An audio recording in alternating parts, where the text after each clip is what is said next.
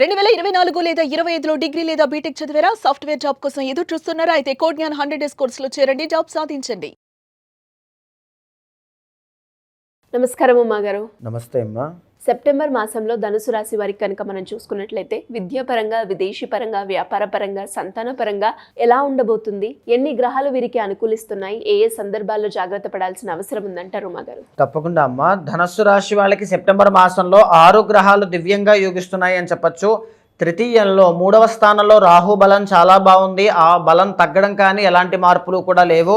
ఆ బలం వీళ్ళకి చాలా బాగా కలిసి వస్తుంది. నూతన వ్యక్తులతో పరిచయాలు, గొప్ప గొప్ప శుభవార్తలకి దారితీసే యోగము ఆ రాహు బలం వల్ల వీళ్ళకి కలుగుతుంది అని చెప్పుకోవచ్చండి. 7వ స్థానంలో గురు బలం అనేటువంటిది చాలా బాగుంది.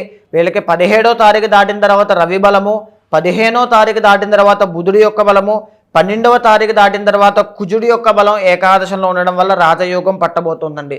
ధనస్సు రాశి వాళ్ళకి నేను చెప్పేటువంటి విషయం ఒకటేనండి. సెప్టెంబర్ మాసం మధ్యలో నుంచి మీకు రాజయోగం పట్టబోతోంది.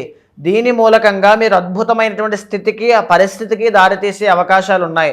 జీవితంలో ఎప్పుడూ లేనటువంటి గొప్ప యోగం అండి ఇది. ఎందుకు అని అంటే వీళ్ళకి శుక్ర బలం కూడా ఉంది, గురు బలం కూడా ఉంది, రవి బలం ఉంది, బుధుడి యొక్క బలం ఉంది, రాహు యొక్క బలం ఉంది. అన్నీ బాగున్నాయండి.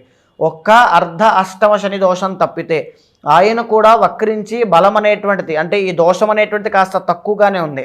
సో ఈ టైంలో మీరు తీసుకునే ప్రతి నిర్ణయము కూడా గొప్పదైనటువంటి పరిస్థితికి దారితీస్తుంది. కాబట్టి ఆచితూచి వ్యవహరించడం చాలా మంచిది. పర్సనల్ చార్ట్ చూసుకుని కూడా ముందుకు వెళ్ళడం ఇంకా మంచిది. దాంట్లో జాగ్రత్తలు తీసుకోండి. ముఖ్యంగా ఎవరైతే రాజకీయ నాయకులు ఉంటారో, ఎవరైతే బంగారం వ్యాపారం చేస్తూ ఉంటారో, ఎవరైతే ఈ గవర్నమెంట్ జాబ్ కోసం ట్రై చేస్తూ ఉంటారో, ఎవరికైతే గవర్నమెంట్ జాబ్లో ఉండి ప్రమోషన్ కోసం చూస్తూ ఉంటారో 17వ తారీఖు తర్వాత నుంచి 2 నెలల లోపుగా శుభవార్త ఖచ్చితంగా వింటారమ్మా. పెండింగ్లో ఉన్నటువంటి పనులన్నీ కూడా ఈ పని అవ్వట్లేదు, అక్కడ ఆగిపోతుంది, ఆటంకాలు చాలా ఎక్కువ వస్తున్నాయి అనుకున్న వాళ్ళకి కూడా ఆ పనులన్నీ 80% పూర్తయ్యే అవకాశం ఉంది. మిగతా 20% అర్ధాష్టమ శని వల్ల మళ్ళా పెండింగ్ పడే అవకాశం ఉంటుంది. దాన్ని నివారణ చేసుకోవడానికి తైలాభిషేకం శని భగవానుడికి చేయించడం చాలా గొప్పదైనటువంటి అత్యవసరమైన విషయం అండి. 15వ తారీఖు దాటిన తర్వాత బుధుడి యొక్క బలం అండి. వ్యాపారస్తులు, నూతన పెట్టుబడిదారులు, లేదు అనుకుంటే స్టాక్ మార్కెట్ కానీ, షేర్ మార్కెట్ కానీ, ట్రేడింగ్ కానీ, మల్టిపుల్ సోర్స్ ఇన్కమ్ మీద ఫోకస్ చేసేటువంటి వాళ్ళు కానీ, బంధువులతో తగువులు ఉన్నాయని కానీ, బంధువులతో వైరం ఉందని కానీ, బంధువులతో సెటిల్మెంట్ అనేటువంటిది ఉంది, గృహ నిర్మాణాల విషయంలో ఆటంకాలు ఉన్నాయి, ఇలాంటి విషయాలు, మాట ద్వారా బ్రతికేటువంటి వృత్తులు, జర్నలిజం కానీ, కమ్యూనికేషన్ కానీ, ఆర్ లేకపోతే యాక్టింగ్ ఫీల్డ్లో కానీ, ఎనీథింగ్, అందరికీ కూడా ఈ బుధుడి యొక్క బలం కావాలమ్మా. ఇది 15వ తారీఖు దాటిన తర్వాత నుంచి వీళ్ళకి చాలా బాగా యోగిస్తోంది. సో దీని మూలకంగా మ్యారిటల్ లైఫ్లో ఉన్నటువంటి ఇష్యూసే కావచ్చు, లేదనుకుంటే వ్యాపారంలో ఉన్న ఇష్యూస్ కావచ్చు, కెరీర్లో ఉన్న ఒడిదుడుకులు కావచ్చు, అన్నీ కూడా సాల్వ్ అయ్యే అవకాశములు కనబడుతూ ఉన్నాయి. 12వ తారీఖు తర్వాత నుంచి కుజుడి యొక్క బలం బాగా కనబడుతోందండి. దీని మూలకంగా కెరీర్ దోషం అనేటువంటి ఇక్కడి నుంచి పోతోంది, మంచి కెరీర్ అనేటువంటిది ఇక్కడి నుంచి కనబడుతోంది. రుణ బాధలు, అప్పులు కానీ, గొడవలు కానీ, తగువులు కానీ, న్యాయపరమైన చిక్కులు కానీ, ధర్మపరమైనటువంటి చిక్కులు కానీ, భూ వివాదాలు కానీ, అసెట్స్ విషయంలో ప్రాబ్లమ్స్ కానీ, ప్రాపర్టీ విషయంలో ఇబ్బందులు కానీ ఉన్న వాళ్ళకి 12వ తారీఖు దాటిన తర్వాత నుంచి గొప్పదైనటువంటి లాభాలు చూసే అవకాశం కనబడుతోంది. శత్రు నాశనము అనేటువంటిది కనబడుతోంది. అనారోగ్య సమస్యల నుంచి బయటపడడం కూడా వీళ్ళకి బాగా కనబడుతోంది అని చెప్పొచ్చమ్మా. తర్వాత శుక్రబలం అనేటువంటిది వీళ్ళకి చాలా బాగుంది. శుక్రబలం బాగుండడం వల్ల సినీ నాటక కళారంగాలు, లలిత కళలు కానీ, ఈ యొక్క క్రియేటివ్ ఫీల్డ్స్ కానీ అందులో కూడా బాగా రాణించేటువంటి యోగ్యత కనబడుతోంది. అష్టమ భాగ్యస్థానాల్లో శుక్రుడు కాబట్టి దైవ దర్శనములు, నూతన వస్తు యోగము, నూతన బంగారం యోగం, బంగారం కొనేటువంటి యోగములు, లేదు అనుకుంటే నూతన వస్త్ర యోగములు, నూతన వాహన యోగములు అన్నీ కూడా. ఎందుకంటే కుజుడు కూడా యోగిస్తున్నారు, శుక్రుడు యోగిస్తున్నారు, గురుడు యోగిస్తున్నారు. నూతన వాహనం కొనేటువంటి యోగము సెప్టెంబర్ 15వ తారీఖు దాటిన తర్వాత నుంచి మీ జాతకంలో సుస్పష్టంగా కనబడుతుంది అని చెప్పచ్చు. దానికి తగినట్టుగా పర్సనల్ చార్ట్ ఉంటే అదృష్టం పట్టింది అని కూడా చెప్పచ్చండి. అయితే జాగ్రత్తగా ఉండాల్సింది 17వ తారీఖు లోపులో ముఖ్యమైన నిర్ణయాలు ఏది కూడా తీసుకోవద్దు. పెండింగ్ ఏది ఉన్నా సరే దాన్ని అలాగే ఉంచండి. 17 తర్వాతనే దాన్ని ఫైనలైజ్ చేయండి, అదే మీకు మంచి చేస్తుంది. పెట్టుబడి పెట్టేటువంటి వాళ్ళు 15 తర్వాతనే పెట్టండి. అప్పులు తీర్చేటువంటి వాళ్ళకైతే గొప్పదైన శుభవార్తలు 12 తర్వాత ఉంటాయి. ఇక్కడ ఏమిటి అంటే 4వ స్థానంలో శని వక్రించడం వల్ల అనారోగ్య సమస్యలు వచ్చినట్టుగా వచ్చి భయపెట్టే ప్రయత్నం చేస్తాయి. బికాజ్ అర్ధాష్టమ శని కాబట్టి కుటుంబ పరంగా చిక్కులు అనేటువంటివి పెరుగుతాయి.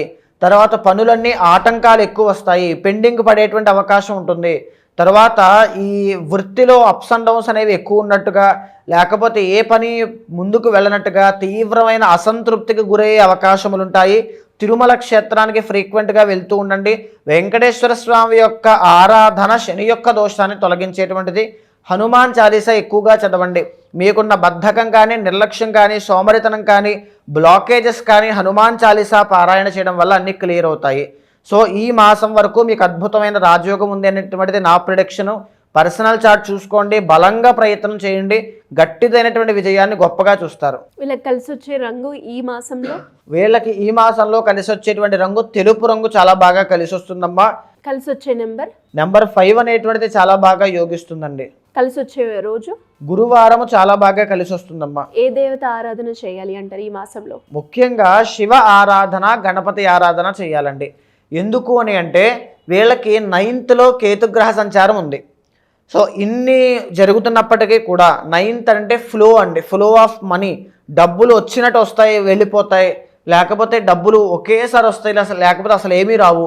ఇలాంటి పరిస్థితులు వీళ్ళకి అసంతృప్తి కలగజేస్తూ ఉంటాయి. అది ఖచ్చితంగా ఈ మాసంలో కూడా వీళ్ళు చూస్తారు. అది ఉండకూడదు. ఎందుకంటే అది అసంతృప్తికి, మెంటల్ ప్రెషర్కి దారితీస్తుంది, స్ట్రెస్కి, భయానికి దారితీస్తుంది. దాని నుంచి బయటికి రావడానికి గణపతి ఆరాధన ఉండాలి. గణపతిని బలంగా పూజించినట్లయితే కేతుగ్రహ దోషాలు, బుధగ్రహ దోషాలు రెండూ తొలగిపోతాయమ్మా. ఏ దిక్కు ప్రయాణం చేస్తే బాగుంటుందంటారు? వీళ్ళకి ఈ యొక్క ధనుసు రాశి వాళ్ళకి ఈ మాసం వరకు ఉత్తర దిక్కు ప్రయాణాలన్నీ కూడా చాలా బాగా కలిసి వస్తాయండి. ఉత్తరం వైపు తిరిగి కూర్చుని మీరు మంత్ర జపాన్ని చేసినా, లేదా ఇంట్లో కనకధారా స్తోత్రాన్ని, గణపతి యొక్క మంత్రాన్ని చదువుతూ ఉత్తరం వైపు తిరిగి కూర్చున్నా ధన సమస్యలు, ఆర్థిక సమస్యలు కానీ, రుణ బాధలు కానీ, దృష్టి దోషాలు కానీ ఏవైనా ఉంటే అవన్నీ తొలగిపోతాయమ్మా. అంటే ఉమాగారు, ఇంకా ఎవరికైనా కూడా మీరు అన్నట్టుగానే ఇంటర్నల్ చార్ట్ ప్రకారంగా వాళ్ళు కనుక వాళ్ళు ఎదుర్కొన్న సమస్యలకి పరిష్కారం చేసుకోవాలి అంటే ఏ విధంగా మిమ్మల్ని అప్రోచ్ అయ్యే ఛాన్స్ ఉందంటారు? తప్పకుండా అమ్మా. ఇప్పుడు మనం మాట్లాడుకునేటువంటివన్నీ కూడా గోచార అంశములండి.